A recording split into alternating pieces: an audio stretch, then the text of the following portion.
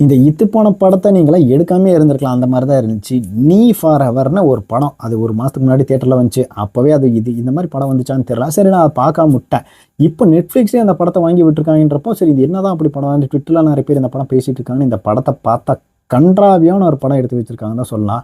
ஏன்டா இப்படி இருக்குன்னு கேட்டால், ஏன்னா என்னோட ஒரு 2 மணி நேரத்தை இவ்வளோ மோசமாக எடுத்து வச்ச படம்னு சொல்லலாம். அதாவது இந்த படத்தோட கதையை வந்து, அதாவது ஹீரோ வந்து ஹீரோட குடும்பத்தோட கட்டுப்பாடில் இருக்கார். வைஜி மகேந்திரன் வந்து இந்த மாதிரி எங்கள் வீட்டில் யாருமே லவ் பண்ணக்கூடாது அந்த மாதிரி ஸ்ட்ரிக்டாக இருக்கார்.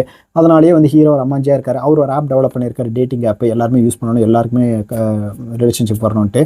சேம் ஆப்போசிட்டில் வந்து ஹீரோயின் வந்து ஒரு படம் எடுக்க ட்ரை பண்ணியிருக்காங்க. அவங்க வந்து ஒரு லவ் சப்ஜெக்ட் எடுக்கணுன்ற இடத்துல ப்ரொடியூசர் அனௌன்ஸ் பண்ணுறாங்கன்னா, நீ போய் லவ் சப்ஜெக்ட் எழுதிடுவான்றாங்க. இவங்க 2 பேர் வந்து சரி லவ் பண்ணாதான் இந்த ஆப்பும் கிரியேட் பண்ண கரெக்டாக இருக்கும், இந்த படம் எடுக்க நல்லாயிருக்கும்னு இவங்க வந்து 2 பேர் டேட்டிங் ஆப்பை மீட் பண்ணி ஒரு கட்டத்தில் லவ் பண்ண ஆரம்பிக்கிறாங்க. அதுக்கப்புறம் இவங்க 2 பேர் அவங்களோட இலக்கை அடைச்சாங்களான்றத கதையாக கூட ஓகேன்னு சொல்லலாம். பட் இதில் பர்ஃபார்மன்ஸ் வைஸ் ஒன்றத்தை பண்ணானுங்க பாரு. அதுவும் சொல்லப்போனால் இந்த ஹீரோயினோட ஃப்ரெண்டுன்னு ஒரு கேரக்டர், அதை பார்த்தோன்னே 15-20 நிமிஷம் இந்த படத்தை நிறுத்திடலாமான் இருந்துச்சு. அந்தளவுக்கு ஓவர் ஆக்டிங், மட்டமான ஒரு ஆக்டிங்காக இருந்ததுன்னு சொல்லலாம்.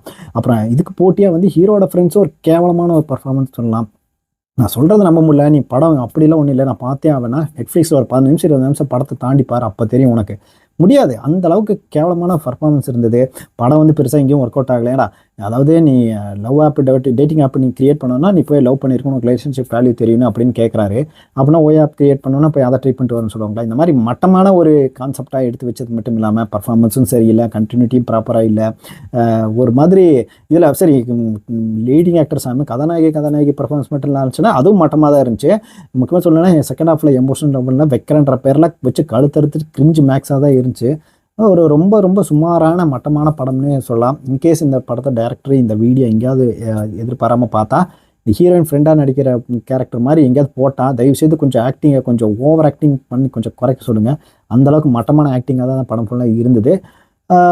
ரொம்ப ஆவரேஜ் வாட்ச், சுமாரான வாட்ச். இது ரொம்ப டிசப்பாயிண்டிங்கான ஒரு இன்கேஸ் நான் பார்த்தே அவன் அப்படின்னு தான் இருக்குன்னு கேட்டிங்கன்னா நெட்ஃப்ளிக்ஸில் இருக்குது.